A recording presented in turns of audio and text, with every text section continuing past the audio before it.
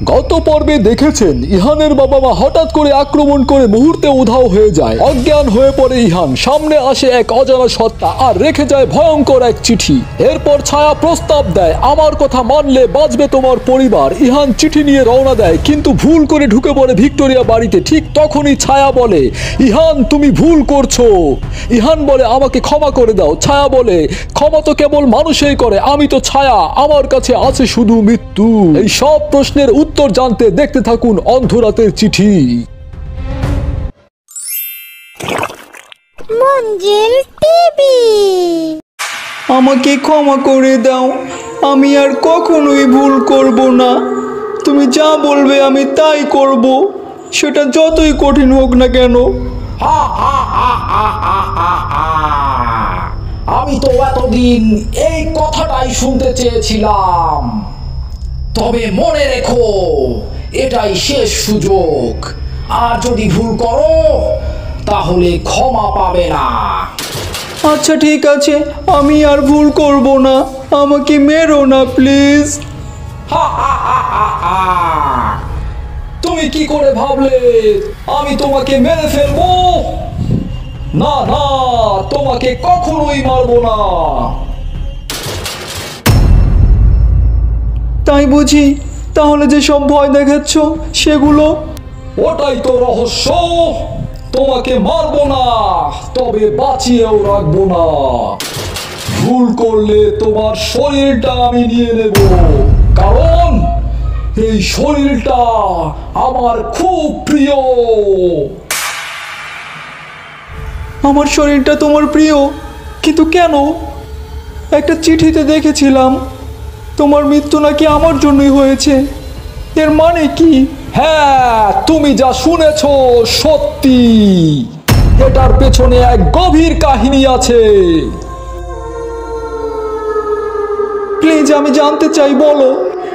এই কথাগুলো সব সময় আমাকে কুড়ে কুড়ে খায়, প্লিজ বলো। তাহলে শোনো, আমার মুখ ছিল একদম তোমার মতো। আমি ছিলাম এক তান্ত্রিকের শিষ্য। আমার গুরু চাইতেন অসীম শক্তি, তার সাধনা পূর্ণ করতে চাইতেন 100 গর্ভবতী নারীর বলি দিয়ে। আমি একে একে ব্যবস্থা করেছিলাম। বলির সংখ্যা যখন 100 পৌঁছায়, তখন হঠাৎ অন্ধং রতং জং ভূতং সাহা নিম ক্রিম বলিনিং মহাশক্তি বাহা। মায়ামণি, আমার খাবার কোথায়? নিহার, তাড়াতাড়ি কর বৎস, বলিদান দেওয়ার সময় হয়ে গেছে। কাল সূর্য ওঠার আগেই শেষ বলি জোগাড় করে আন। গুরুজি একটাই তো বাকি, কিন্তু কোথাও খুঁজে পাচ্ছি না। আমি কিন্তু ঘোর অন্ধকার দেখতে পাচ্ছি, মহা সর্বনাশ দেখতে পাচ্ছি। তোর জন্য যদি আমার স্বপ্ন, সব সাধনা নষ্ট হয়ে যায়, তবে মনে রাখিস তোকে কখনোই ক্ষমা করব না। যেভাবে পারিস, যেখান থেকে পারিস, কাল সূর্য ওঠার আগেই শেষ গর্ভবতী জোগাড় করে নিয়ে আয়। যা যা, তাড়াতাড়ি যা।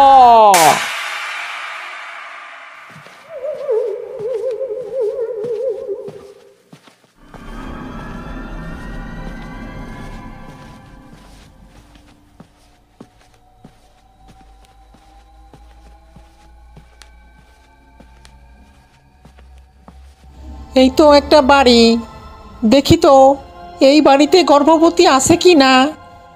গুরুজির দেয়া আমার সেই জাদুর ছায়ামতি পাঠিয়ে দেখি। তন্ত্র মন্ত্র যন্ত্র মায়া, হাজির হয়ে যা জাদুর ছায়া।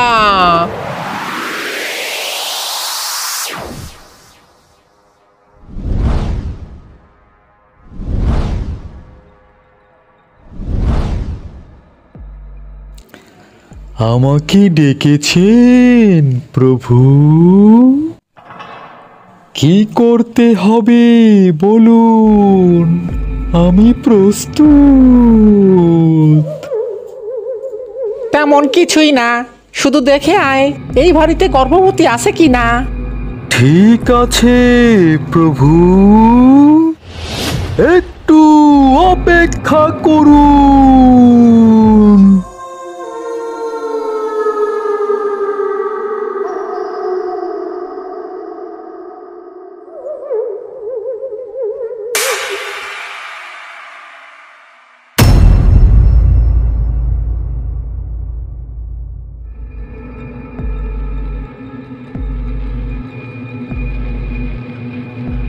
হ্যাঁ প্রভু, এই বাড়িতে গর্ভবতী আছে,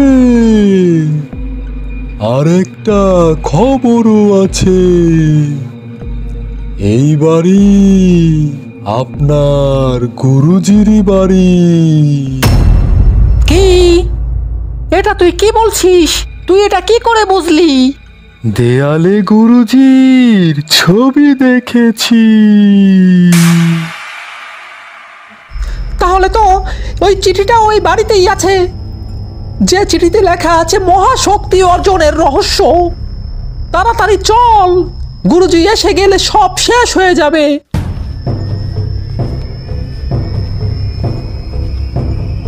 নিহার যে কোনো সময় ওই গর্ভবতীকে নিয়ে আসতে পারে, তাই বাড়ি থেকে সেই মহাশক্তির চিঠিটি নিয়ে আসি। ওই চিঠি নিয়ে আজ রাতেই হব আমি মহাশক্তিশালী।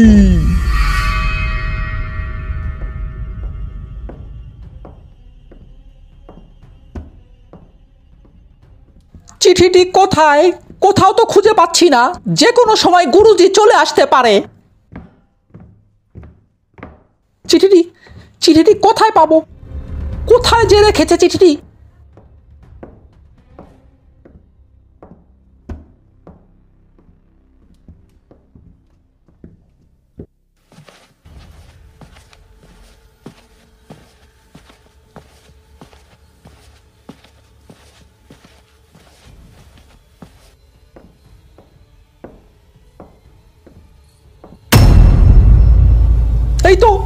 এই তো পেয়ে গেছি সেই চিঠি।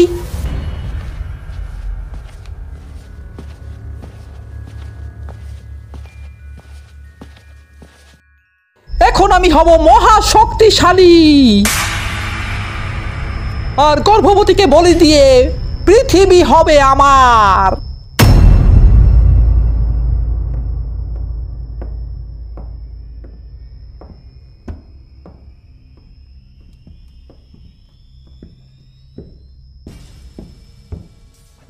কে তুমি? আমাদের বাড়িতে কি করছো?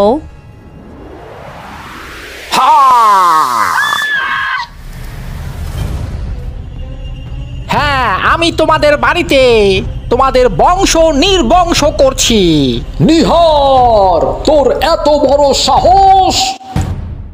আমার এবং আমার ছেলের অনুপস্থিতিতে আমার ছেলের বউকেই জাদু করছিস? আমি তো তোকে বিশ্বাস করে ভুল করেছি। তোকে তো পুরোপুরি ছায়া বানানো উচিত ছিল। গুরুজি, আমি তো কেবল গর্ভবতীকে নিতে এসেছি। আরে নির্বোধ, তুই তো আমার বংশকে নির্বংশ করতে চাস। সে তো আমার ছেলের বউ।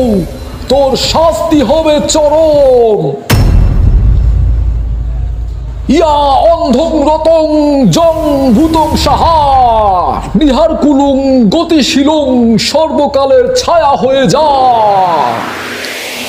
গুরুজি, গুরুজি, এটা আপনি কি করলেন? গুরুজি, আমাকে ছায়া বানিয়ে দিচ্ছেন। তবে অজান্তেই আপনি বড় ভুল করেছেন, কারণ আমার সঙ্গে সঙ্গে আপনার সেই মহা শক্তিশালী চিঠিও ছায়া হয়ে যাবে, কারণ সেটা এখন আমার কাছে। কি? এটা তুই কি বলছিস? তুই আমার মহা শক্তিশালী চিঠি চুরি করেছিস? আরে বেঈমান, এটা তুই কি করলি? আমার স্বপ্নগুলো শেষ করে দিলি। তবে মনে রাখিস, আমার মৃত্যুর পরে এই চিঠির উত্তরসূরি ওই গর্ভে থাকা সন্তান। আমার সারা জীবনের সাধনা শক্তি সব আমি ওই চিঠিতে আমার নাতির নামে লিপিবদ্ধ করেছি। তাহলে আমি ছায়া হয়ে ওই গর্ভে প্রবেশ করব আর উত্তরসূরিকে হত্যা করব, তারপরে আমি হব মহা শক্তিশালী। আরে নির্বোধ, আমার নাতি ইহানের স্পর্শ ছাড়া চিঠির শক্তি কখনোই মুক্ত হবে না।